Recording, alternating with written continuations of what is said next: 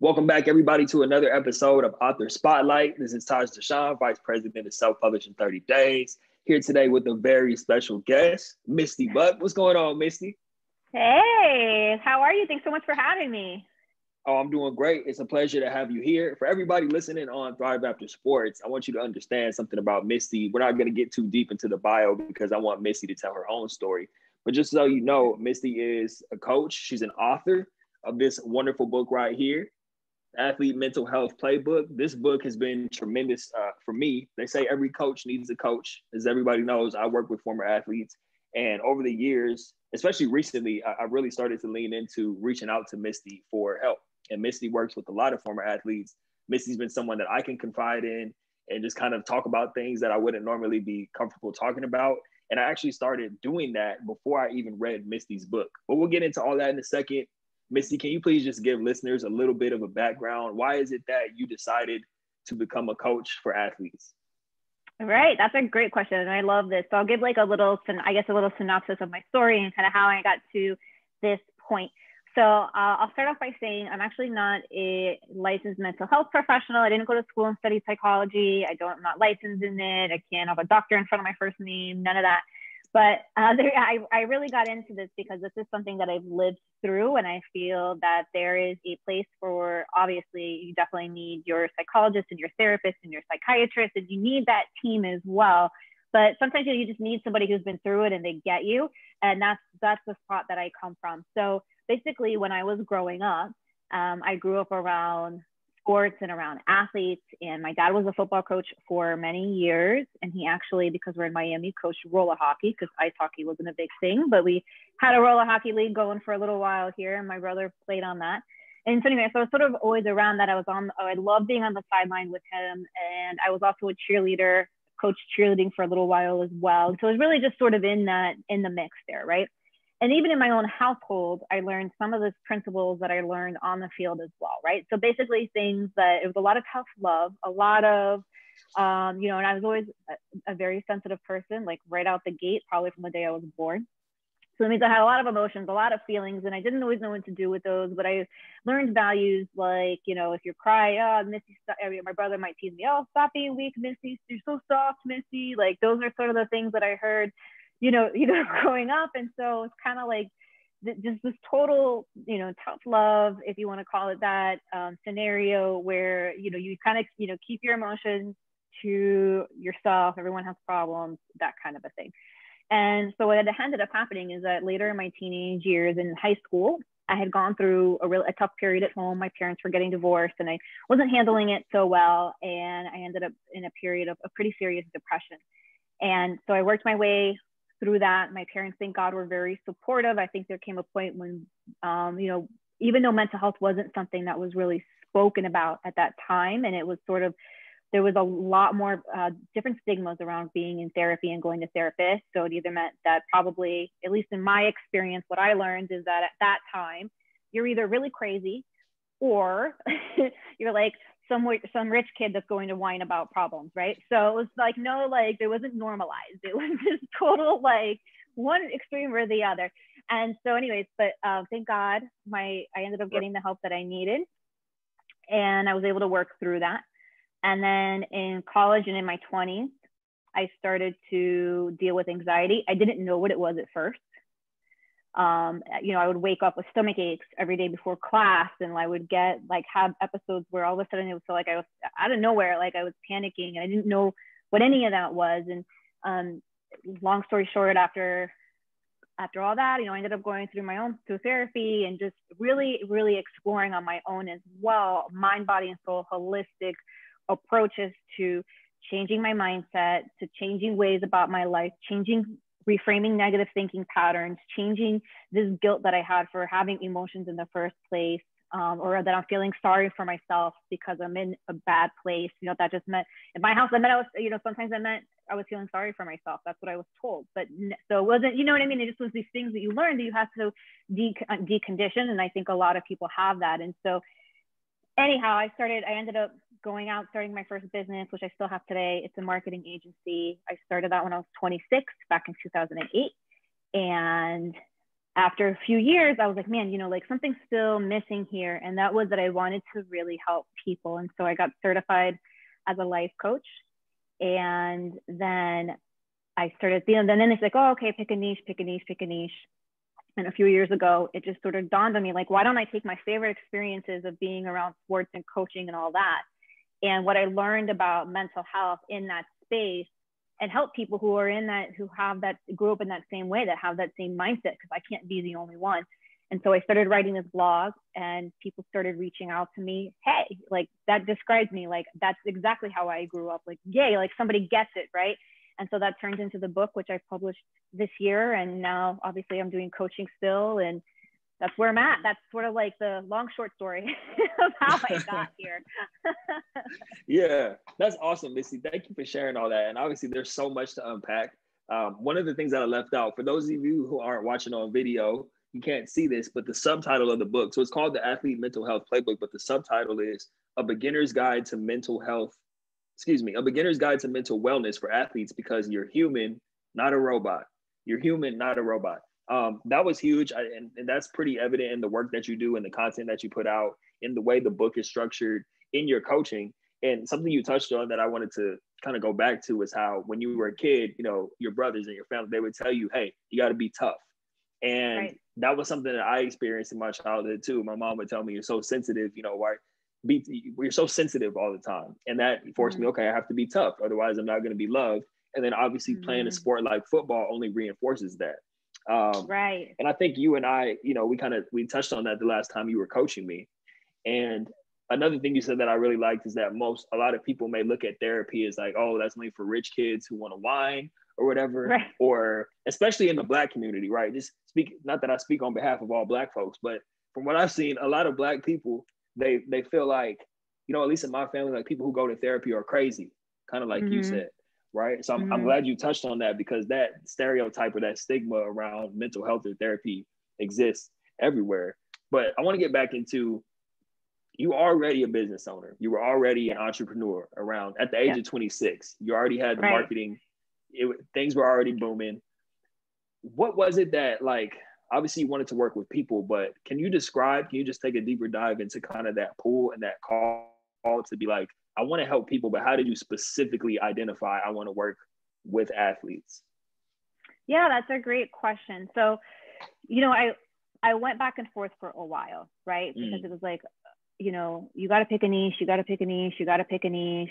And I had taken different programs and webinars and spent like all this freaking money on like different people telling me how to set up my coaching business, right?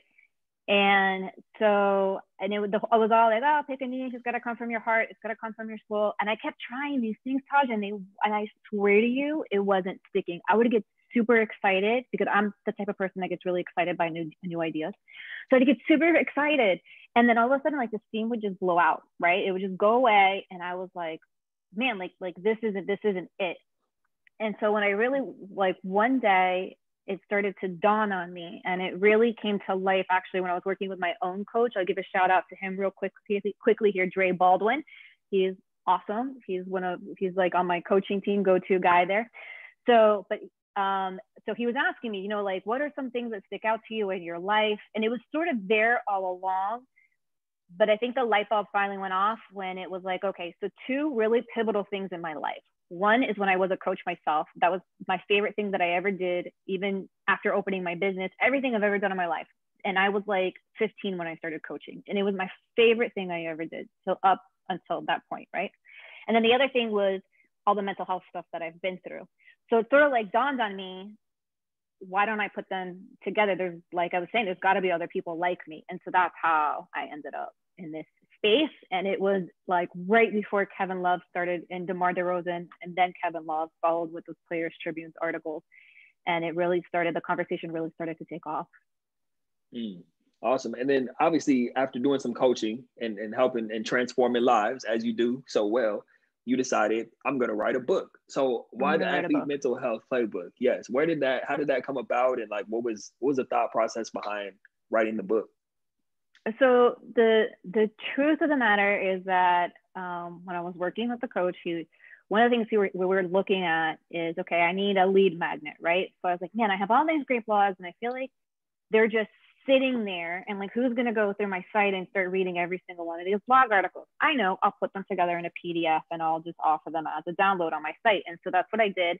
And the name from the beginning was Athlete Mental Health Playbook. And then like last year, I thought, you know what, I can do better than this.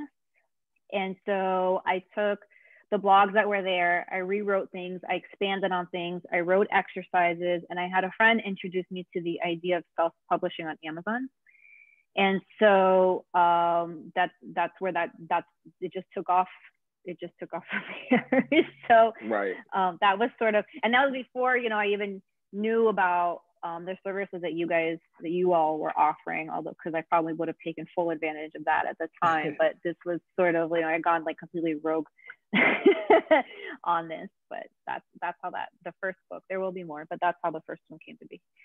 Hey, well, we can always work together. I'd be honored to work with you on your next book, Misty. We're gonna do it. We're gonna do it. Yeah, like so for all the authors or aspiring authors who listen to Author Spotlight, or anybody listening on Thrive After Sports who may be thinking about writing a book one day, like I love that you touched on, it started out just like as a lead magnet for your business, right? But then you start to see the snowball effect, and I'm seeing this with my book. Like I'm like, this is a great business move. This is a great way to have impact, and then it almost takes on a life of its own, like you were describing. Yes.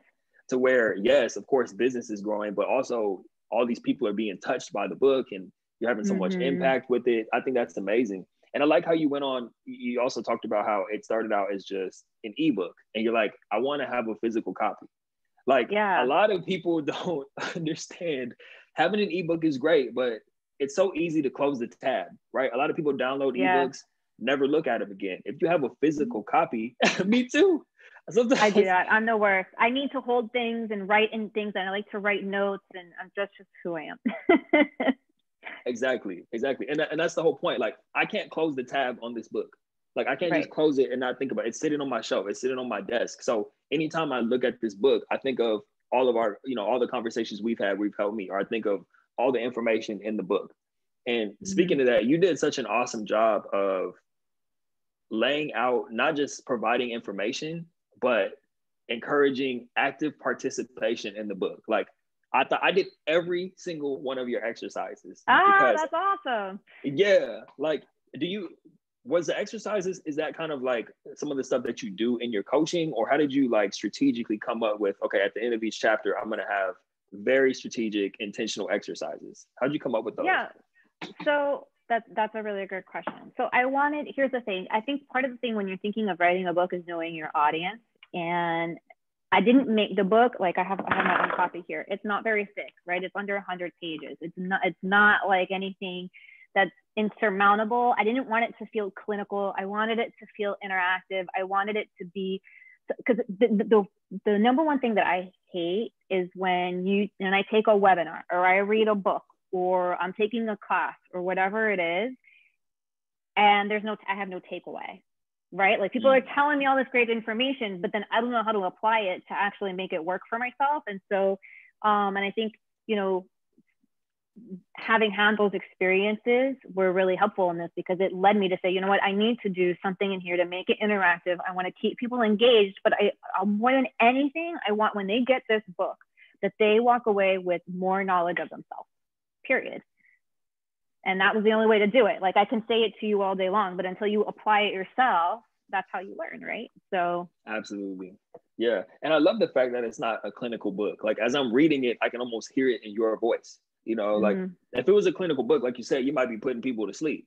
But because it's in your voice, because it's very relatable, even just the subtitle itself, because you're human, not a robot, like that automatically speaks to people, I think. It has it like, okay, Misty gets it. Misty understands it.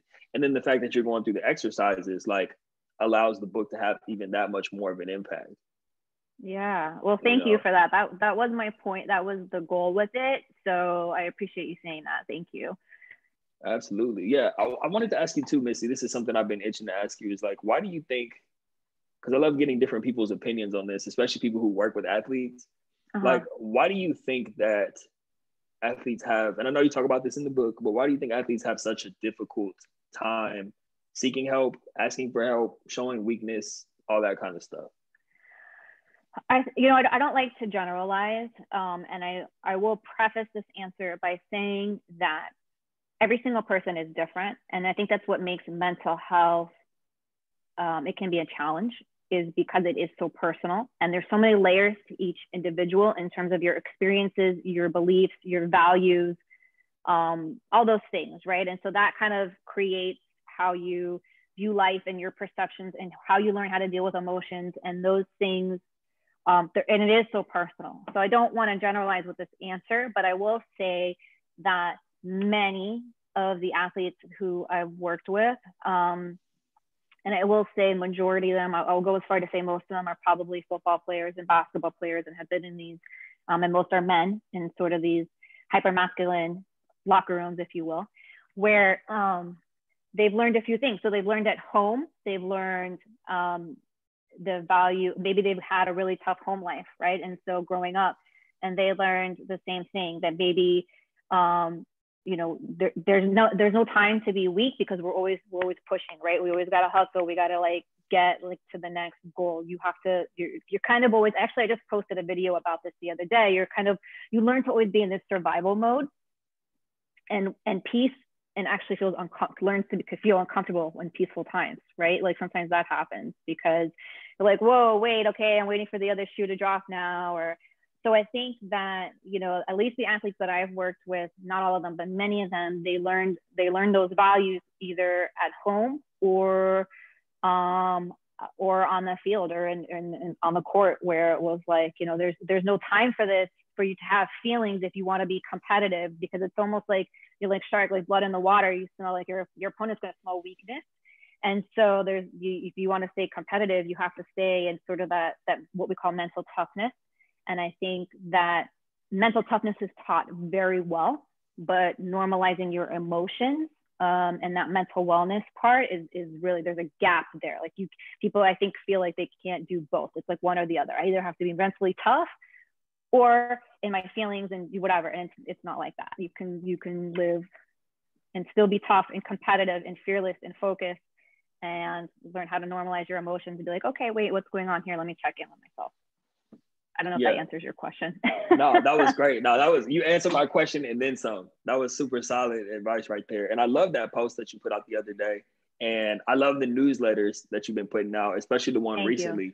The one about, like, we do have that kind of go-getter mindset. And this is what our last coaching call was about when you were coaching me on this, was like, right, we're just go, go, go, go, go. And we're getting results, but you just feel overwhelmed or almost burned out at times, because you're trying to take on so much and make so much happen. So a lot of people that listen to Author Spotlight, a lot of people that listen to Thrive After Sports, these are folks with type A personalities. These are go-getters. Right. These are people who are constantly on the go, making stuff happen like we're talking about.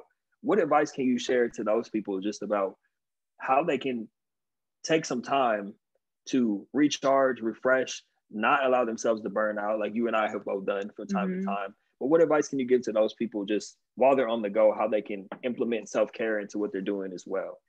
Yeah, that's awesome. So I actually have a bunch of resources around this topic in general. So I'll tell you 3 really quickly. I published a video on my YouTube channel the other day about how to find peace in your hectic workday. So if you're that type A personality, for example, and you're currently an athlete and you are in practices and you're traveling, or maybe you even have promotional deals and you have things where it's like, you're not in a space that you can say, hey coach, I'm going to take my 2 weeks vacation today. Like you can't really do that in the middle of your season, right? Or when you have like other contracts and stuff.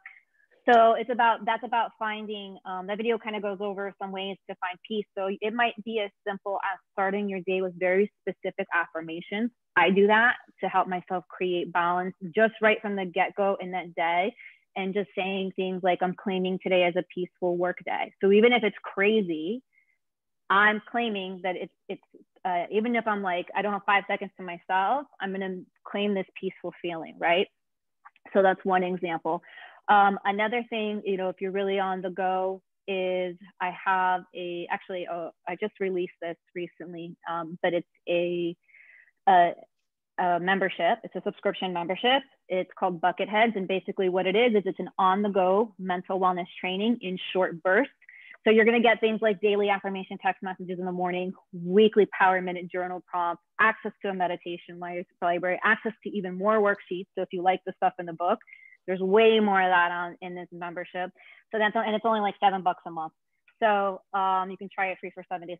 So 7 days, sorry. So those are things that you can get. And I'm not the only one that offers these resources, but if you want to check those resources out, those are things that you can definitely do. But the point is that to know and understand and decide for yourself, whatever tools you decide to use, decide for yourself that I can be type A and still live with peace and still live with clarity. And it doesn't mean that I have to be sitting on the top of a mountain at a retreat, completely disconnected, right? And meditating in order to get there. Like I can have both lifestyles. I just have to learn and discipline myself to learn how to claim that. Woo, I love that. That's some wise words right there, Misty. I love that. I'm claiming today as a peaceful work day. That one hit me right there in the chest. I'm really desperate working throughout the day. Like that's major right there. I really like that one. That's strong. And that's all the type of stuff that people can expect to get from you through, you said it's called Bucket Heads, right? Yeah, so actually if you go to my website, which is Purpose Soul, like the words purpose and soul put together, purposesoulathletics.com/resources, you can see all the different resources I have. So free stuff, you can see the link to that membership is there if you wanted to check that out, give it a try for free. Or if you just want to go directly to the membership, you just go to purposesoulathletics.com/membership and it'll take you right there and you can opt in really quickly to give it a try. So, but I have lots of those resources, some free on the site.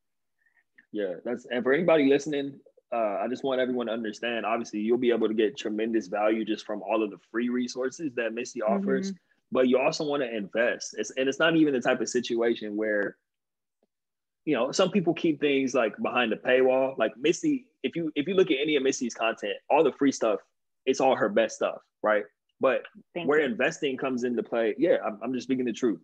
But so I've been absorbing Misty's free stuff since we connected, but I invested in the book. I invested in spending time doing coaching with her because I understand that in order to get that one-on-one time or to get it just brings a different level of accountability. Can you speak to that, Misty? Because I feel like once you invest, we know how important it is to invest in all the best trainers and invest in the right foods and stuff.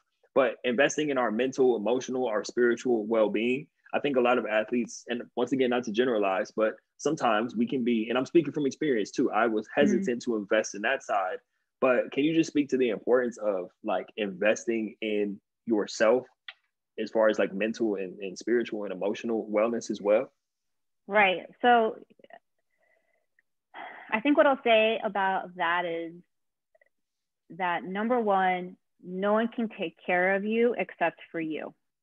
And it just can't happen, right? And so we see, and this is an example I use a lot of times, I think I even use it in the book, but you can see, so let's say you, God forbid, but let's say you tear an ACL, people are going to see that and because that you're hurt because you're physically hurt and they can see that. And they're going to say, oh, okay, yeah, you got to have surgery. Okay, now I got to invest in training and therapy and getting back, blah, blah, blah, blah, blah. And that's totally acceptable, right? Because it's something that people can see happening. But it's a lot easier to mask your emotions, to bury them down deep, especially when you're thinking this is going to affect, I can't let this throw me off my game. So I'm not going to go there. I'm just going to bury this, put it in the back of my mind, and I'll deal with it later. And then what happens is, guess what? It's going to explode one way or another. It's just going to happen, right? Everyone has different stories about this, but I've had several myself. So, it might be, it might just come out one day in anger, just explosive anger, because you have to just let that energy out. And it might be, a million different things. It might be I had instances in my life where my body started breaking down and doing really weird things. And doctors were like, oh, it's because you're stressed. I was like, excuse me? I was like, but I'm fine. What are you talking about? And so, I think when you think about those things that, number one, the only person that can take care of you is you, which means you're the one that has to be honest with yourself about what's going on and what you need to do to take care of yourself, right? And number two, if you're a human, which you are, because none of us are robots, you're going to have emotions. That's inevitable. There's no way around that. So you might as well learn how to deal with that in a healthy way. Right, exactly it. Yeah, that's huge. And I wanted to ask you, because you're already doing so many great things, providing so many great resources. What is the future for Misty Buck? Like, what is the future of Purpose Soul Athletics? I know we're talking about more books coming out, but like, where do you see long-term vision or even short-term vision? What does that look like for you? Yeah, so I'm really, I will say that 2020, as difficult as it has been, I've been blessed that it's made me really focus in on this more than ever. And I went ahead and I got the book published this year. I just last week released the membership, which I had been working on and off for like 2 years with this membership, like putting that together. And so I think that, and now I have the YouTube channel where I'm going to be posting more content there and just sort of, like doing things more and more. And so I think the future is really in focusing on, for me personally, I want to work more with pro athletes, because I think that, at least what I have seen, is that, the college athletics, and again, this is always up to the individual to go get help with these resources, right? But there's so many resources out there. There's so many amazing organizations. Like, shout out to people like Victoria over at Hidden Opponent, who are doing huge things for student athletes. Marcus Alston with Alston for Athletes. They're doing amazing things for student athletes. And I feel though that the pro athletes, like you're getting guys like Jack Prescott and, whoever else coming out and saying like, oh yeah, like this has been really tough for me. But I think the average pro athlete may not have that resource. And so I want to be really focused on being that resource for these guys who are even at the top of their game, even more scrutinized, even more pressure, and help them understand, it's okay to have emotions, and this is how, we deal with those. Yeah, I think that's a huge point you bring up, because I felt like it was funny when I was first starting to work with former collegiate athletes. I felt like the professional players, especially the NBA, more so than the NFL, but the professional players, I was like, oh, they have all the resources they need. And then as time has gone by, you see a lot of resources popping up for collegiate athletes. And I feel like the balance has kind of shifted, like you said. So I think that that's great that you're leaning into helping the professional players more, especially with what you do from a mental health perspective, because I was having a conversation with Joe Hawley the other day, and he just started like a community, like a group for male former professional athletes. And that was one of the things that he was saying, like you're saying, Missy, there's these groups for, financial education, or, they do externships and all that stuff, which is all important, but where are the resources for, the holistic approach, the mental and the spiritual well-being, right. Which is what you offer. So I think that's great that's kind of what you're leading into. And you already answered the question a little bit, but I still would like to hear just like, when you leave this earth, right? And I know you still got 70 years, 80 years left, you know what I'm saying? Let's not. Ooh, I'm turning 40 in a few months. I don't know about that, Taj, but let's say. Hey, Misty, the wonders of modern medicine, you're going to be around here. We might still be messing around 70 years from now, still out going for jogs and stuff. I hope we'll be like holograms doing podcasts, right? Like, hey, that would be pretty cool too. Like Coachella type thing. Coachella Tupac. yeah, that'll be us. Yeah, that's right. I'm still going to stick with it though. I'm going to say 70 years. All right. So you still got like 70 plus years on this planet. Like what do you want your legacy to be when it's all said and done? When you do leave this earth, what do you want people to say? How do you want people to remember Misty Buck?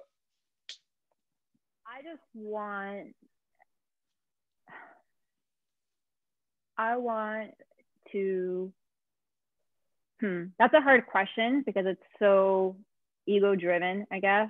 But I think for me on a personal level, spiritually, I will know and feel like my job has been complete. And that's why I've stayed on this path and I'm really pursuing it, because there's a reason that I've gone through the things that I've gone through. And I want to know that I took those things and I took these God-given talents that God has given me every day, Taj, every single day. When I say my prayers, the last thing that I say to God is, thank you for my gifts and show me how to use my gifts. Point me in the right direction. Who can I help? And so that's really, really my goal is to, it's not to say like, oh, okay, like when I die, I want there to be, you know, something in the Hall of Fame of whatever with my head bust on it, you know, like I don't really think about those kind of things, but more of like, if I pass away and, or whenever that happens, that it doesn't matter how many people, but that through living and speaking my truth and putting it out there, that I've impacted other people's lives in a way, or at least started them on a journey and on a trajectory towards their own spiritual and personal growth. Because to me, the spiritual part is so huge. Yeah, that's amazing, Misty. You've already done a great job of doing that, you know. Thank you. And please just tell people how they can get the book. You've already talked about the website, Purposeful Athletics, but yeah, talk about where they can connect with you on social media, where they can get the book, all that kind of good stuff. All right. So the book, Athlete Mental Health Playbook, that's available on Amazon. All of my social media, yeah, there we go. We both have them. My social media handles, you can find me at Misty Buck. So you can find me on Instagram, Twitter, Facebook. I'm all there. I'm on TikTok, but I don't do a whole lot there. So if you find me there, you might be a little disappointed. I don't get to that as much as I should. But anyways, but that's my handle. But if you go to purposefulathletics.com, you're going to find all that stuff there. You can sign up for this free newsletter that Taj has been talking about that I send out every week. You can find all these other resources there, ways to connect with me. If you want to send me a personal message, you can do it there or on social. But those are the best ways to do it. Awesome. And then before we wrap up, Misty, can you just give some parting advice for that current athlete, that former athlete, that entrepreneur, that person who, you know, they've been beat up by 2020, like some of us have, and they're just kind of struggling right now. Just any parting words of wisdom you could share with those people right now? Yeah, you know, I saw somebody post the other day, and I apologize, the name is slipping me right now, but I saw somebody post something, and it was just like, wow. And it's been over a week, and I'm still thinking about it. And it was something very simple. If you're reading this, or in this case, if you're listening to this, you've already survived 100% of your toughest days.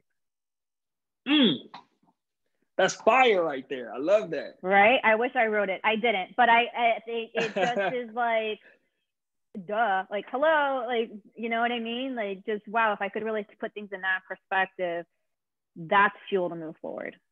Yeah, that's amazing. Thank you for sharing that. I love that. Like, You're we're welcome. Still here. We're still here. Like you said, if you're listening to this, if you're watching this, you made it. Congratulations. You made it. You made it. Every day you wake up, you know what? You made it through yesterday. Cool. You know, like, that's awesome. Congrats. And I think that's one thing too. We get so focused on the things that we don't have, or that we haven't done, or the things that are going wrong. And then what happens is those feelings amplify. So when you can focus on celebrating what you have done and giving yourself a pat on the back, and maybe not being so tough on yourself, and saying, and even when you have feelings that you're not comfortable with, saying, okay, I'm still going to own the fact that I'm feeling this. And then you can let it go. But just being real with yourself, but not always hard on yourself, being congratulating yourself, you know what? Yeah. Good job for that today. That's right. And that's hard to do. Sometimes that's a lot harder to do, right? But man, it feels a lot better. Yes, indeed. Yeah, that's a beautiful share. Thank you for sharing that, Misty. And before we get out of here, I just want to acknowledge you for all the work you're doing, all the work you're continuing to do, all the work you will do in the future, just for being a light in this world, not only the book, but the content, the coaching, for the impact you've had on my life. I mean, you know, I was almost breaking down, getting emotional the last time we spoke when you were coaching me. So thank you for all that you do. Thank you for coming on and sharing with us today. I know there's going to be tremendous value derived from this episode, from everything you shared. So thank you for coming on Author Spotlight and Thrive After Sports. And we got to have you on again sometime for sure. Oh my God, I will love that anytime. And I want to thank you too. You know, I want to give you shout out, give you flowers, whatever the term is these days, for all the stuff that you're doing too. You know, I know, like, we're all just trying to get to the next level. And I think you said it perfectly. Just be a light. So thank you for being a light too. Absolutely, Misty. Thank you. I appreciate that. I received that. I definitely received that. All right, good. All right, everybody. This has been another great episode of Author Spotlight. with Misty Buck. If you're tuned in on Thrive After Sports, thank you for tuning in there. Thank you, Misty, for coming on and sharing. We'll see you guys next time. Bye, guys.